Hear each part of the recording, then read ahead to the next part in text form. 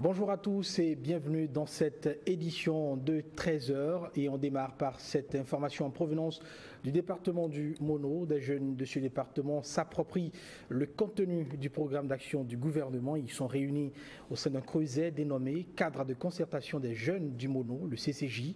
La rencontre a eu lieu ce samedi à Lokossa sous la coupole du ministre de l'économie et des finances qui s'est fait représenter à l'occasion Cyprien Lokossou et Évariste Zoumao. C'est une rencontre d'explication et d'éclairage sur le contenu du programme d'action du gouvernement. Pendant plus de 2 heures d'horloge, les points importants du PAG sont passés au pays fin.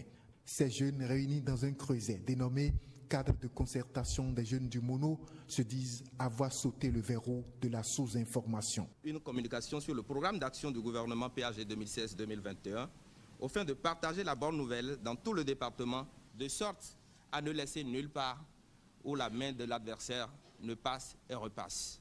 Cependant, le respect des promesses électorales, de la parole donnée sont les raisons fondamentales de la création du cadre de concertation des jeunes du Mono sous l'égide du ministre de l'économie et des finances, Romuald Wadagni. Cadre du département du Mono, autorité politico-administrative, anciens ministres, députés à l'Assemblée nationale qui sont passés au micro ont salué la démarche de ces jeunes engagés. Je suis heureux de vous voir très nombreux à cette présentation sur le programme d'action du gouvernement. C'est pour comprendre et adhérer à l'action que nous sommes retrouvés ce jour ici pour partager le contenu du Bénin révélé, pour faire échec à l'intoxication. Seul dans l'unité, la concorde, la cohésion de tous les fils de ce beau pays, nous pourrons réussir le développement, faire reculer les frontières de la misère, de la pauvreté et donner plus de chance à vous, à la jeunesse. Le programme d'action du gouvernement a gagné plusieurs admirateurs ici dans le département du Mono, en l'occurrence ces jeunes du cadre de concertation du Mono. La célébration de la fête du travail, on en parle encore, c'était hier 1er mai à l'ORTB. C'est un double défi que le syndicat maison, le Syntrab, a tenu à relever. D'abord, former le personnel à l'éducation syndicale, puis ensuite présenter à l'employeur son cahier de doléances. Huguette Ondelo a suivi pour nous la fête du 1er mai, telle que célébrée par les agents de l'ORTB. Considérons-nous comme des actionnaires qui travaillent à accroître leur chiffre d'affaires pour plus de dividendes à partager. C'est le message fort que le directeur général de l'Office de radiodiffusion et télévision du Bénin lance au personnel à l'occasion de la fête du travail. Un moment de réjouissance, mais surtout de doléances. La prise en charge à hauteur de 80% des soins de santé aux agents se trouvant dans les zones reculées. La dotation des différents services de moyens et logistiques adéquats pour leur bon fonctionnement, en particulier les centres émetteurs, la sécurisation des sites et domaines de l'ORTB, l'intégration dans le corporate de tous les agents et services qui sont à l'opérationnel. Dans la liste des revendications énumérées plus haut, l'une est plus importante à l'heure aux yeux du personnel. Il s'agit du salaire lié aux avancements. Pour la CSA Bénin, confédération à laquelle est affilié le Syntrab, le syndicat est au service de l'entreprise. Nous avons besoin de sortir de la forme de syndicalisme à laquelle on nous a habitués. C'est vrai, le bruit c'est bon, les cris c'est bon, parce que dans un pays où c'est les cris qui fonctionnent, mais de moins en moins c'est efficace. Et nous avons choisi au niveau de la CSA Bénin d'affirmer davantage notre volonté de mettre le dialogue au cœur de notre action. Des efforts remarquables ont été faits par la direction générale et c'est l'occasion pour la première autorité de rassurer le personnel sur les quelques dysfonctionnements observés. Les cotisations à la Caisse nationale de sécurité sociale sont régulièrement versées depuis 5 mois que je suis là. Et je peux vous rassurer que les négociations sont engagées et très avancées pour un apurement de la dette précédemment contractée. De même, Les salaires sont payés avant la fin de chaque mois. Vous avez souhaité le 20. Nous allons nous y atteler. Les actes posés vont également à l'endroit de nos chers retraités. En attendant de souscrire à une assurance santé, les mesures sont en train d'être prises pour assurer la visite médicale annuelle. En outre, nous avons entrepris des négociations avec les pharmacies pour faciliter l'achat de médicaments en cas de besoin. Le plus dur reste le défi du numérique, un choix qui ne se fera pas sans les partenaires sociaux. Le devoir est celui de faire face ensemble, la main dans la main, pour opérer les choix possibles et les bons choix à notre office pour éviter le suicide collectif.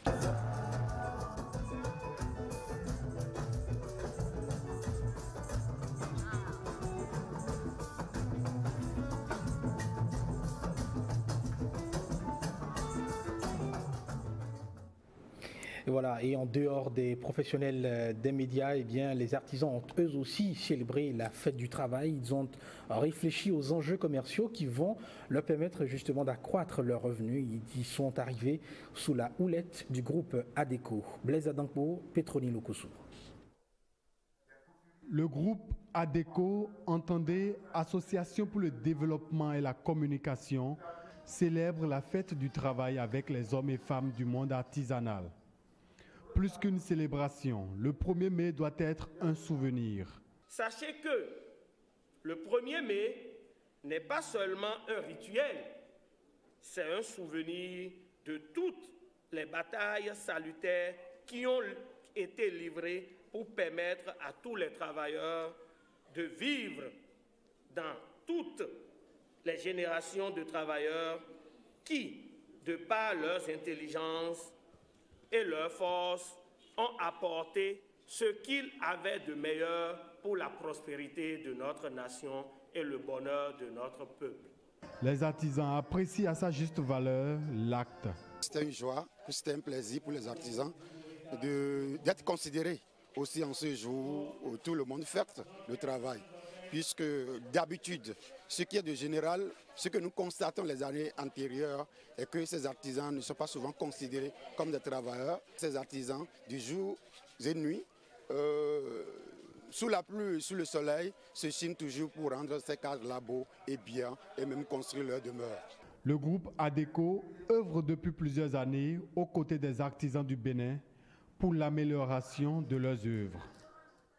Puisqu'on parle de la fête du travail et des travailleurs, évoquons à présent ce canal d'expression souvent utilisé par ces travailleurs pour se faire entendre. La grève, une pratique qui plonge des secteurs d'activité dans une sorte de paralysie.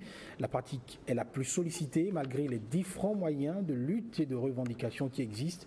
Les usagers des secteurs d'activité pris dans l'engrenage des grèves, eux, deviennent du coup victimes d'un dialogue de sourds entre partenaires sociaux d'un côté et gouvernement de l'autre. Alors question, la grève comme ultime moyen de revendication est-elle toujours une arme efficace et assez redoutée au Bénin? William Agia, lui, s'est proposé d'enquêter sur le sujet. Voici des élèves livrés à eux-mêmes. Un secteur éducatif souvent paralysé comme ceux de la justice, de la santé et des finances. Bref, tous les secteurs d'activité ayant une vie syndicale légale. Paralysé pour un motif bien connu, la grève. La grève, c'est une cessation concertée du travail dans une structure donnée, dans un secteur donné. Les travailleurs arrêtent de travailler de façon concertée en avisant l'administration. Donc, dans l'impossibilité de poursuivre les négociations avec l'employeur, on y recourt pour exercer la pression et faire entendre raison à l'employeur. La grève apparaît ainsi comme l'ultime arme de revendication de l'employé. Ultime parce qu'au bout d'une longue chaîne de négociations et de procédures. Lorsqu'il y a un problème, vous retrouvez au niveau des militants. On essaie de tamiser et de retenir l'essentiel à communiquer à l'employeur. Et puis après, on saisit l'employeur pour qu'il vienne à la table de négociation afin d'en discuter. Et puis, si on ne s'entend pas, c'est en ce moment-là que la procédure de grève est enclenchée. Un processus assez long qui devrait rassurer les parties en négociation. Mais il arrive que les négociations échouent pour laisser place au débrayage avec ses conséquences. Employés et employeurs, tous face à la pression de la rue. Une rue qui se désole de plus en plus de la fréquence des mouvements de grève dans l'administration publique. La grève, l'arme ultime et sacrée, tombe progressivement dans la banalisation, pensent certains citoyens. Pour certaines organisations syndicales, oui, c'est un moyen devenu banal. Et je le regrette. Je l'ai toujours dit pendant que j'étais encore en activité syndicale. Parce que on ne décrète pas de grève à tout vent. Non. Je pense qu'il est souhaitable de faire un service minimum. Parce qu'après tout, c'est la population qui en souffre. Mais ça ne dit presque plus rien aux gens. Parce que normalement, quand un groupe de fonctionnaires va en grève, ça doit se sentir. Mais plus personne ne le ressent aujourd'hui. Il y a que les enseignants, quand ils grèvent, ça se sent. Parce que les enfants sont en débandade dans les rues, ça se sent. Mais les infirmiers d'État, les hommes de santé, quand ils font la grève, personne ne le sent, pourtant ils sont de la santé. Et pour qu'il n'y ait plus grève, le dialogue social doit être privilégié. Lorsque les problèmes se posent, vous engagez les discussions avec les gens, c'est déjà un moyen à 50% de régler ces problèmes-là. Dialogue et négociation, deux mots qui doivent davantage faire écho dans les relations entre employés et employeurs pour éviter aux populations ces moments de galère. Des moments de galère, la grève, mais avant tout, il s'agit de la défense des droits des travailleurs et tout cela mène à un acteur, le syndicaliste. Il reste déterminant dans ses combats pour le bien-être des travailleurs béninois. Il a une ligne généralement bien tracée, mais diversement appréciée. Les Béninois se font chacun une idée, à tort ou à raison, du syndicaliste. Et à l'occasion du 1er mai, Koudous Abdoulaye et Patrick Benou nous proposent de mieux cerner le syndicaliste à travers un portrait. Regardez. Ils incarnent la lutte syndicale. Leur rôle est significatif dans l'avènement du renouveau démocratique de 1974 à 1993, grâce à leur attachement aux principes cardinaux du pluralisme politique et syndical, puis de la liberté d'action consacrée par les normes internationales. Héritier d'une riche tradition syndicale et politique coloniale et post-coloniale, le syndicaliste béninois n'a pas dérogé à la règle en s'adaptant aux différentes circonstances politiques entre 1974 et 1993. Il n'hésite pas à dénoncer le bâillonnement des libertés et les dérives du régime révolutionnaire de 1974 à 1989. Le succès du syndicaliste béninois réside dans ses méthodes d'action dynamiques et variées. Galvanisé par une presse de plus en plus plurielle, le syndicaliste béninois parvient à ébranler le régime du PRPB pour aboutir à la conférence nationale en 1990. Le succès du syndicaliste béninois est diversement apprécié. Le syndicalisme n'est pas bien en marche. Nous nous battons très bien, malgré la répression, parce que le pouvoir crée des obstacles. Avec les désaffiliations en cascade, un nouveau type de syndicat est né. Et parce que les anciens CDR se sont reconvertis en syndicats et ne pratiquent pas les normes du syndicat. Donc c'est ainsi qu'on a noté des dérapages. Aujourd'hui, et plus particulièrement avec l'avènement du régime du président Patrice Talon, je crois que la situation se présente autrement. En tant qu'observateur, je pense que la situation se présente autrement. Et ce n'est pas avec les anciennes armes qu'il faut faire face vraiment aux défis qui se présentent aujourd'hui. Les mouvements de 1975, 1985 et 1989, les travailleurs saisissent l'opportunité que représentent ces assises pour concrétiser leurs vœux, leur contribution intellectuelle à la préparation de la conférence et la veille citoyenne observée pour la mise en œuvre des résolutions de la conférence nationale sont des indices de la détermination des syndicalistes à en découdre avec le monolithisme politique et syndical afin que triomphe le renouveau démocratique. Restons toujours dans le monde syndical et marquons un arrêt, le temps de faire un focus sur ces personnages qui ont rythmé la lutte syndicale au Bénin. Ils ont mené de nombreuses années durant les débats à la tête des centrales syndicales. Depuis quelques mois pour certains et des années pour d'autres, ils ont passé le témoin à d'autres camarades de lutte. Après leur vie syndicale, alors que deviennent-ils aujourd'hui? William Choki est allé les dénicher dans leur retranchement. Notre pays, le Bénin. Il a été l'un des ténors de la lutte syndicale au Bénin ces 3 dernières décennies. Pascal Todinou, aujourd'hui ancien numéro 1 de la CGTB, la Confédération Générale des Travailleurs du Bénin, retient de son parcours syndical beaucoup de succès, mais aussi des regrets. Ah oui, mes 23 ans de lutte syndicale m'ont apporté beaucoup de satisfaction morale. Je dirais aussi beaucoup de satisfaction matérielle parce que ce n'est pas par rapport à moi-même en tant qu'individu, mais par rapport aux militants que j'ai soutenus pendant ces 23 années de lutte syndicale. Il y a eu aussi des déboires. Je vous donne un exemple. Nous avons négocié et obtenu 5% d'augmentation de salaire, mais à l'application, le gouvernement se permet de n'appliquer que 3%. Et les 2% qui restent, mais lorsque le travailleur qui a déjà entendu qu'il a eu 5% d'augmentation de son salaire et qu'à l'application, on fait cela, on nous diminue, vous voyez que le responsable syndical est en position de faiblesse. Je demeure syndicaliste, même après mon départ de la tête de la CGTB, Pascal Todinou n'est pas encore prêt à raccrocher les crampons. Moi, je resterai syndicaliste et je vais loin. Lorsque j'ai quitté la tête, mais je suis encore responsable au niveau de certaines ONG, n'est-ce pas? Et il faut que le social là m'habite jusqu'à ma mort. Voilà. Même son de cloche du côté de son alter ego, Dieudonné Lokossou, lui aussi parti de la tête de la CSA Bénin au début de l'année 2017.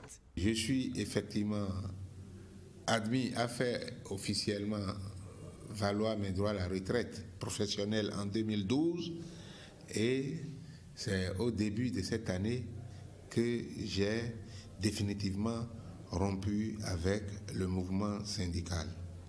Mais comme on le dit chez nous, je veux m'exprimer ici en langue locale et non doit c'est bon non. Même après la retraite, ils ne sont pas prêts à abandonner la lutte syndicale. Ils veulent en plus enfiler le manteau de responsable d'ONG pour défendre le bien-être social. Je suis en train de réfléchir avec un autre compagnon de lutte qui est dans la même situation que moi. Il s'agit de Pascal Todinou. Et nous allons bondir bientôt. Bondi, Raoufoua Fagnon, lui, s'est déjà agrippé à une nouvelle branche après son parcours à la tête du Front d'action des syndicats de l'éducation. Dans la vie, je m'occupe à contribuer à régler des problèmes de formation lorsque je suis sollicité par des écoles de la place, formation professionnelle, et également lorsque je suis sollicité par des organisations syndicales qui ont besoin d'élever le niveau de compétence, le niveau de culture syndicale de leurs membres. 3 anciens responsables syndicaux, 3 luttes pour la même finalité, l'amélioration des conditions de vie et de travail des employés.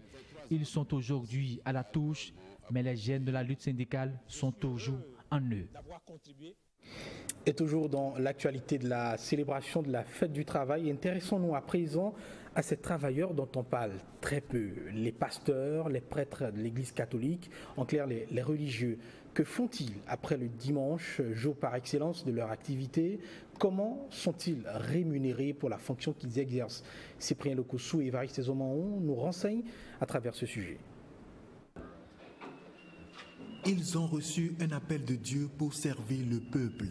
Ils ont accepté près de 10 ans d'études pour répondre à cet appel. Les voilà, prêtres de l'Église catholique. Généralement en vêtements boutonnés du haut en bas et tombant jusqu'aux pieds, beaucoup de personnes réduisent leur vie à celle du dimanche, jour de Dieu. Parler du prêtre travailleur du dimanche, cela se comprendrait dans la mesure où certains ne voient le prêtre que le dimanche quand il est à la messe. Mais plus que cela, ceux qui ont l'habitude de fréquenter les prêtres savent qu'ils font pas mal de choses. Ils sont là pour célébrer des messes, pour accueillir les fidèles, pour travailler pour le bien-être de l'homme, l'éducation dans la société. Ils servent aussi bien la société que Dieu que l'Église. Donc le prêtre, je dirais, est multifonctionnel. Demain, on peut trouver aussi des prêtres parmi vous, non? Oui. On peut trouver aussi des professeurs? Oui. Président de la République? Oui. On peut trouver député? Oui. On peut trouver aussi conducteur des émigrants, non? C'est du travail, non? Quelquefois, vous ne prenez pas Zémidia pour venir à l'école? Oui. Mais alors, il n'y a pas de saut métier. Les prêtres catholiques interviennent dans tous les secteurs d'activité. Ils sont citoyens et travailleurs comme tout le monde, mais à la fin du mois, on ne les voit pas au guichet du trésor. Les prêtres vivent énormément de la générosité des fidèles, de ce que les fidèles donnent, que ce soit dans les quêtes, que ce soit dans les messes demandées, que ce soit personnellement, dans des legs, des dons. C'est tout ça là que l'Église centralise et essaie de gérer équitablement dans la justice, pour que le prêtre soit dans un village et qu'il soit dans une ville, qu'il soit traité de la même manière que les autres.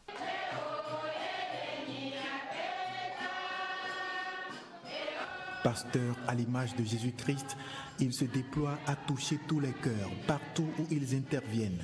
Un don total de soi. On parle même de sacerdoce. Sans femme ni enfant, ils accomplissent leur métier, que dis-je, leur ministère. Le prêtre n'a pas de femme, mais qui lui prépare à manger? Oh, ce n'est pas la femme qui prépare toujours. Le prêtre n'a pas de femme, mais le prêtre mange bien. Mais s'il n'a personne pour lui préparer, ce n'est pas interdit d'aller au restaurant. Ce n'est pas interdit d'aller dans un maquis. Pour les siècles des siècles. Prêtres, enseignants, médecins, avocats, pasteurs, mécaniciens, soudeurs, ils vivent chacun les difficultés de leur ministère. Remplis d'espoir et de détermination, ils attendent cette phrase de celui qui les a appelés. Serviteurs bons et fidèles, rentre dans la joie de ton maître. Allez, on sort de la chapelle, mais surtout de l'univers des travailleurs. On parle de toute autre chose à présent. Mettre fin au bec de lièvre et au Noma au Bénin. Le combat de l'organisation non gouvernementale Sorici se poursuit. Elle organise à Cotonou une chirurgie gratuite de réparation des dommages physiologiques causés par ces maladies. Eustache Akoto, président de l'ONG Emergenza Sorici, on donne ici davantage de détails sur cette opération. Il est au micro de Blaise Adankbo et Igor Ayoso. Nous sommes là pour organiser gratuitement la 7e édition de la mission chirurgicale de réparation des becs de lièvre, des fentes labiales et palatines, des séquelles du brûlure, du Noma et de la formation des chirurgiens au CNHU Ibekoutougou Maga de Cotonou. Chaque année, nous organisons cette chirurgie plastique et réparatrice. Et par le biais toujours de ceux qui nous accompagnent, nous arrivons à atteindre quand même le maximum de patients. Cette 7e édition aura lieu au CNHU du 8 mai au 14 mai prochain. Et nous avons déjà commencé la sensibilisation sur toute l'étendue du territoire. Il y a déjà des recensements en cours. Nous avons déjà reçu des patients de Kérou, de Malanville, de Djougou, de Tanguieta. Ils s'inscrivent déjà, car les inscriptions sont ouvertes au siège de l'ONG qui est situé à Verdecor, rue Fundaï 4 vont à droite. Le numéro à contacter, c'est le 97 64 53 62, le 95 48 96 97. Nous lançons un appel à tous les parents, nos frères et sœurs, même si ils n'en ont pas dans leur famille, qui rentrent dans les villages voisins, dans les quartiers voisins, et sensibiliser ces personnes afin qu'ils puissent bénéficier de cette chirurgie. Parce que, je dis sur toute la ligne, elle est gratuite, car nous travaillons en partenariat avec le ministère de la Santé. Et avec le ministère de la Santé, nous disons bec de lièvre zéro au Bénin, Noma zéro au Bénin. C'est pourquoi nous sommes là. Aidez-nous à toucher ces couches pour qu'ils puissent bénéficier de cette opportunité. Voilà, opportunité à saisir donc. Les fils et filles des quartiers Akpakpa, Dodoma et Enayon étaient dimanche en fête, une célébration annuelle qui constitue de grands moments de retrouvailles, mais surtout une tribune pour réfléchir aux questions de développement de leur localité. Au milieu des célébrants, Ulvaeus Balogun et Monique Tron. Pour une 5e édition, les fils et filles de Akwakwa Dodoma et de Enayon se sont retrouvés pour célébrer leur traditionnelle fête. À travers des manifestations de réjouissance populaire, cette fête apolitique entend donner une autre image de ces quartiers. C'est une initiative qui est partie des jeunes du quartier pour nous revoir parce que le quartier regorge de valeurs, mais ces valeurs ne sont pas reconnues. Et on connaît de ce quartier-là des noms de délinquants, des noms de voyous. Au-delà, il s'agit d'en faire un outil opérationnel de développement. Notre objectif, c'est de mobiliser des moyens pour développer notre quartier. On est un peu laissé pour notre compte. Parce qu'ici, il n'y a pas la voie. La lumière, on a lutté avant que la lumière n'arrive. En temps, on avait lutté, le commissariat est arrivé, mais c'est encore reparti. L'autorité locale plaît. Nous voulons quand même que les autorités nous aident, surtout sur le plan sécuritaire, sur le plan d'assainissement et sur le plan. Nous avons quand même des sites qui sont là et qui devraient quand même abriter le dispensaire, centre de santé, le marché, le collège.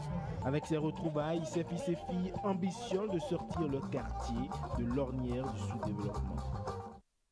Culture à présent, et on parle de cette première dans la commune de Bembereke. La commune célèbre le Tako. C'est une tenue traditionnelle du peuple Batonou et Beau. En organisant le festival Tako, le GRADAB, entendez le groupement de réflexion et d'appui pour le développement de Bembereke, veut rassembler autour d'un même idéal les fils et filles de la commune afin de mettre en valeur la culture Batonou et par ricochet le développement de la commune. Reportage Ikiliru Gunusero, Alexis Assoba. Une journée pas comme les autres dans la commune de Bembereke. C'est le festival du Tako, une rencontre purement culturelle et cultuelle des filles et fils de Bembereke qui prend appui sur la tenue traditionnelle Tako. Un habit propre au peuple Batonou et Beau dont Bembereke veut faire la promotion. L'objectif de la célébration de ce jour est de promouvoir la tenue traditionnelle Tako par sa valorisation à l'échelle nationale et internationale. Je voudrais vous confier que la célébration du Tako et la promotion de nos valeurs ancestrales sont des événements inédits dont la commune de Bembereke se fera désormais le porte-flambeau. Les journées du Tako à Bembereke, c'est aussi une occasion pour mettre en exergue les garants de cette tenue. Nous pouvons différencier au moins 3 à 4 catégories. Les 3 catégories, ça veut dire pour le roi, les chefs ont leur catégorie qu'on appelle Alkila. Et de 2, les notables, les chefs de terre s'appellent Gona. C'est au plumage pentane. Et Alkila, les rayés sont comme l'animal zèbre. Pour le préfet Djibril Maman Sissé du Borgou, le festival Tako vient à point nommé. J'apprécie à sa juste valeur l'organisation de cette première édition des Journées du Tako à Bembereke. Elle cadre parfaitement avec le programme d'action du gouvernement 2016-2021, notamment en son levier 4 de l'axe 4. Vu la réussite de cette première édition du festival Tako, les organisateurs projettent déjà l'organisation du Festa Kobe dans l'avenir dans les communes du Borgou et de la Libori. Un festival du Tako à Bembereke qui va unifier davantage les peuples Batonou et Beau selon le GRADAB. Voilà, un retour aux sources qui célèbre la mise traditionnelle des peuples Batonou et Beau. Voilà, ce sera tout pour cette édition. Merci de l'avoir suivi. Le prochain rendez-vous de l'actualité à 20h avec Serge Ayaka.